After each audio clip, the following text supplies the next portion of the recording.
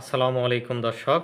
কুষ্টিয়ার খোকসা উপজেলার শিমুলিয়া এলাকায় মক্তব থেকে কোরআন পড়ে বাড়ি ফেরার পথে মাইক্রোবাস চাপায় ৪ শিশু নিহত হয়েছে। গুরুতর আহত হয়েছে আরও এক শিশু।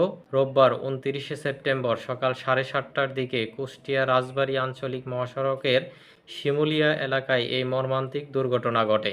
নিহতরা হলেন শিমুলিয়ার কুঠিপাড়া গ্রামের হানিফের মেয়ে মিম ১২, পালন শেখের মেয়ে তানজিলা ১১ ও হেলাল উদ্দিনের মেয়ে বিথি ১২। নিহত অন্য শিশুর নাম পরিচয় জানা যায়নি। কুষ্টিয়া হাইওয়ে থানার এসআই হারুনুর রশিদ বলেন, সকালে শিমুলিয়া কুঠিপাড়া জামে মসজিদে কোরআন পড়া শেষে ওই শিক্ষার্থীরা বাড়ি ফিরছিল। সড়ক পার হওয়ার সময় ঢাকা থেকে কুষ্টিয়াগামী মাইক্রোবাস তাদের চাপা দিয়ে পাশের পুকুরে উল্টে যায়। এ সময় ঘটনাস্থলে মিমের মৃত্যু হয়। গুরুতর আহতদের উদ্ধার করে খোকসা স্বাস্থ্য কমপ্লেক্সে নিয়ে গেলে চিকিৎসক তানজিলা, বিথি ও আরেকজনকে মৃত ঘোষণা করেন। আহত এক শিশু হাসপাতালে চিকিৎসাধীন। ধন্যবাদ দর্শক। আসসালামু আলাইকুম।